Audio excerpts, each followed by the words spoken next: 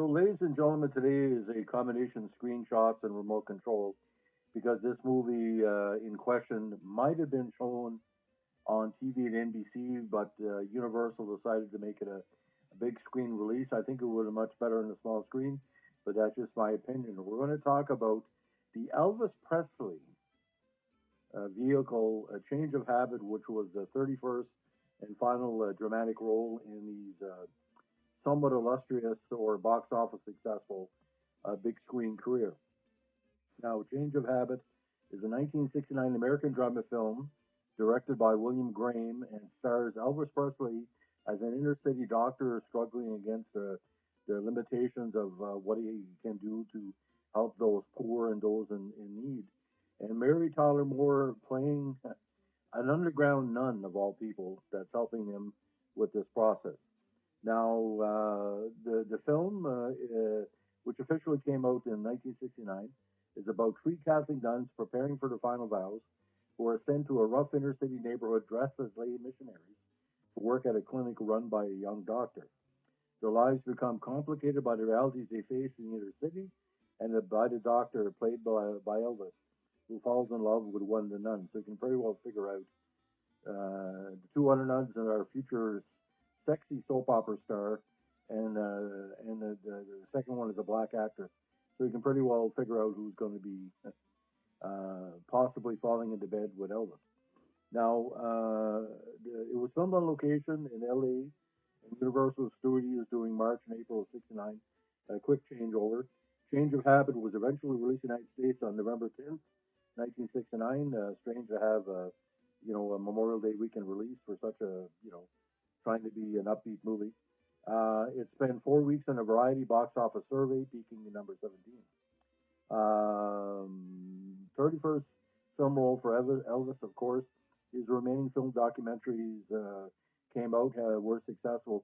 But I don't understand why Elvis never tried big screen after this, because he could really act, and there are scenes in here. The movie's not as bad as a lot of people have said it is, because the plot sounds ludicrous, but Elvis playing a doctor passionate about his charges, about his patients, and he plays a very interesting scene where he could be the first doctor ever displayed on big screen television to try to help an autistic child with his own type of treatment process. Now, what was really interesting about this as well, Mary Tyler Moore's co-star in the movie was Edward Asner, who she would later co-star in Mary Tyler Moore, which started in September of 1970. And it was Mary Tyler Moore's last big screen appearance until Ordinary People in 1990, although she did some television big screen work before. Now, the plot is Dr. John Carpenter, strange name because everybody knows John Carpenter, the master of horror, is a physician in a ghetto clinic, in the ghetto, another tie-in with Elvis, who falls for her co-worker Michelle Gallagher, played by Mary Tyler Moore, is unaware that she's a nun.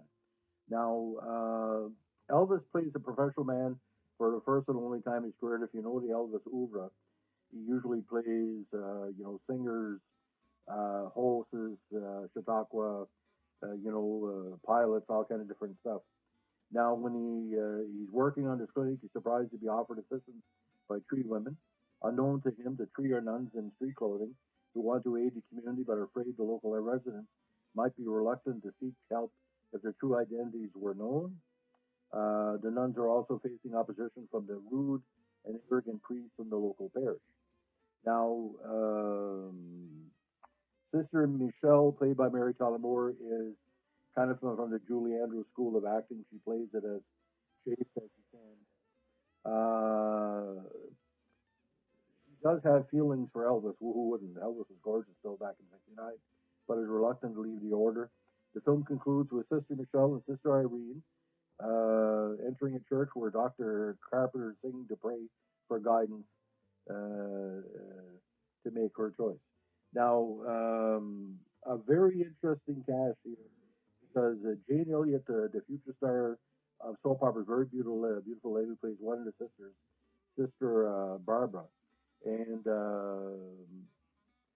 there's a strong edited cast of young up and coming actors, including a a young, another soap opera star, A. Martinez, who later went to great success on GH in Santa Barbara. So it had a good supporting cast. Like I said, Ed Asner playing, a peace officer, and this is a very strong Ed Asner performance. But the production was a little bit controversial because by 1969, Presley's future in Hollywood was under threat. Colonel Tom Parker wanted these cheap movies to be made, and usually Elvis would get $1 million a movie. Um, and then the NBC-Universal, they decided to make a compromise, and he got struck a deal that Elvis would get 1.25 million for a TV special and for the movie. So the Elvis TV special came first, great success. But for 1968, 69, 1.25 million was not pocket change. Now, the film Change of Habit was actually announced in '67, with Mary Tyler Moore getting the role in '68, and it was no lead until Presley signed on to take the role again in early '69. Um, the idea, they were kind of worried how the critics would take it, and some people said, this is not really a strong movie, while others said it was Variety wrote that's an intriguing idea that has a well enough constructed plot line to flesh out its premise for good family fare. Now, and Presley said displays his customary easy presence. Like I said, there is a movie here, but when you get with Elvis, it was sort of like a Chinese buffet. I know it's a strange thing. You know what you're going to get. You're going to get your sweet, your sour. There's going to be some confusion. There's going to be some resolution at the end, and you're empty 15 minutes later. Any Elvis movie, it's Elvis. Like you're watching Elvis on screen. Like when you had some interest in doing Stars Born, the Chris Christopherson part in '76, there I could see Elvis could expand a little bit. But Elvis in all of these movies, again, if you like Elvis, you will like this movie. There's nothing really bad in this movie. He doesn't skip any lines. He doesn't embarrass the Catholic faith. He doesn't embarrass inner city doctors, which were many back in the day who were dedicated to their craft and still are in the midst of COVID. So I would say give this movie a break because it's a movie of its time. The late '60s, early '70s NBC Universal style was basically you're getting what you're expecting, and you're not going to expect anything more. It's almost like an unreviewable movie.